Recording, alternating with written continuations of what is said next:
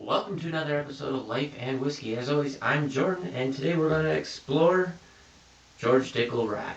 Okay, so I had talked before about getting into a couple of different varieties other than bourbon, rye being one of them.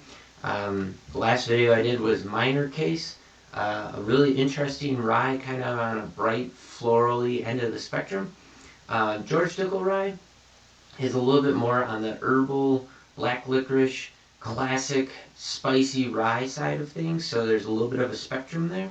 Oddly enough, or interestingly enough, I guess I should say, this is also an MGP product, and it's also a NAS, so a non-age statement whiskey, so it's at least 4 years old, and is also 90 proof or 45% ABV. That's a really common proof to find a rye at, is 90.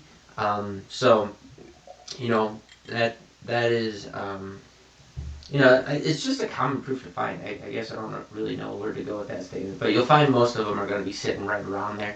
Every now and again, you get some higher proof ones, which is interesting. This is, let's see, George Dickel is owned by, I don't know if it's Diageo or Diageo, but that's the parent company.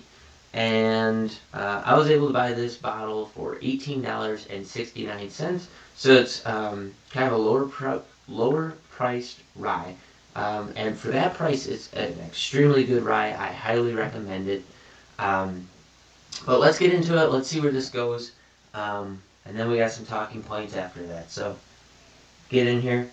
It's very classic rye. You get black licorice up front that's kind of dominating, mixed with some herbal notes. It's definitely got some minty characteristics to it. But then following that up, after you get through those first kind of dominating notes, it kind of mellows out and turns into this floral classic Buffalo Trace smell, that floral apple, light flower. You can maybe pick out a little bit of eucalyptus, which is something that you're going to find in a fair number of rye whiskeys. And again, that when I say Buffalo Trace, even though it's not a Buffalo Trace product, it just has that signature floral component that I find in almost all of their products. If you look at the Sazerac rye that Buffalo Trace puts out, that too has that very classic, non-mistakable Buffalo Trace smell to it. So that's definitely one that I get. If you go back to it, you almost get like a, so I lived in Montana for a while and out in Washington for a while, and it was, in 2014, 15, 16 when the microbrewery IPA craze was maybe at its height, or, gearing up for its height, for its peak, and everywhere you went, every brewery you went to, the goal was to see who could get the most battery acid IPA that you could possibly get. What brewery could get the most bittering units or IBUs into an IPA. This stuff was, in my opinion, absolutely rancid, not pleasurable to drink, super, super bitter. Some people really like that. I'm not a glutton for punishment, but where I'm going with that thought is this has that IPA bitter hop nose to it. Like, if you wanted to sum it up, if you had a crisp IPA that was not overly citrusy, but leaning more towards this floral component, that's kind of what you're getting out of this. Luckily for us, it doesn't have a ton of that on the taste. It starts out that way.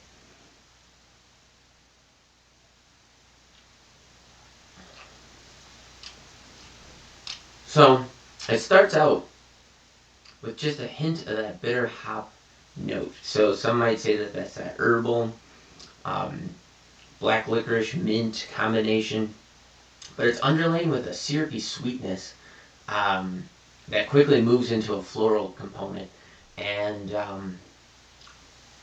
kind of gets away with that bitter. Like, it never really shows up. Like, how you can smell the IPA bitter hopness, and it's a very distinct smell.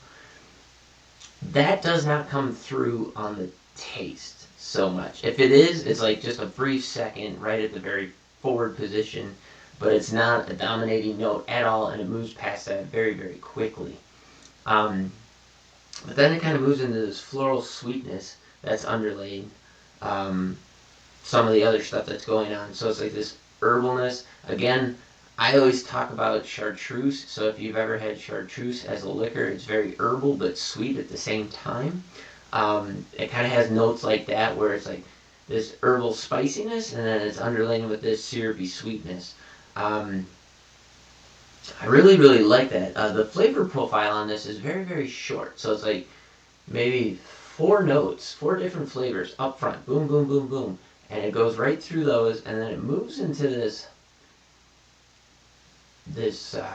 just dissipates really quick after that. There's really no lasting finish on it or anything like that. It just moves through it really quick. But it ends kind of sugary sweet. So let's go ahead and find the finish on this. Nose is still kind of the same.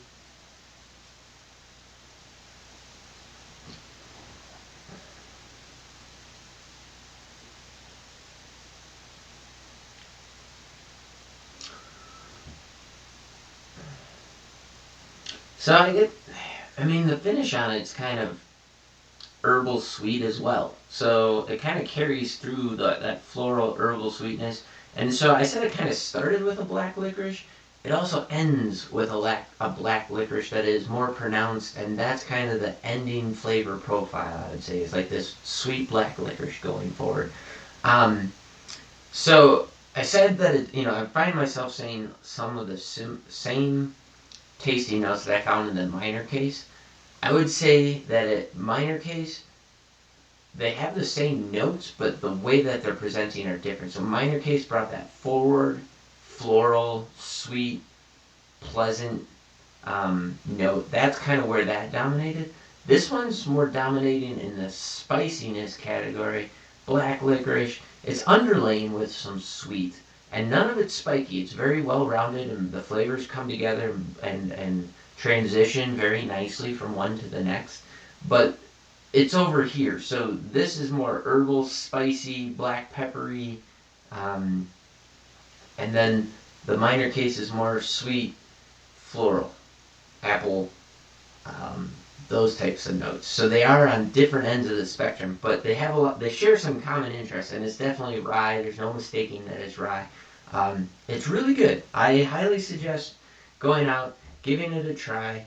For $18.69, there's really there's no reason not to give this a whirl.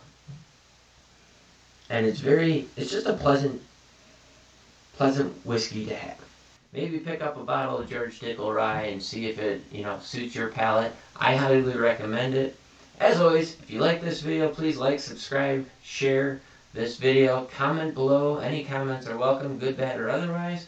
As I said, $18.69 for this bottle. Let me know what you can find it for in your area. I'd love to hear, what kind of price ranges are out there, and we'll keep this little encyclopedia price going. I've been looking at the comments. Not too many people have made any comments. In fact, my viewership's pretty low. If you are viewing, please make sure you're engaging with the video to help boost my numbers a little bit. But I really would like to see those numbers in there, because those numbers will help everybody. And maybe you're close enough to a place where you can find bottles cheaper somewhere else, and you're not paying those premium prices. So anyways, thanks for watching. I'll catch you guys on the next video. I appreciate everything you're doing. Please keep it up. Have yourselves a great day.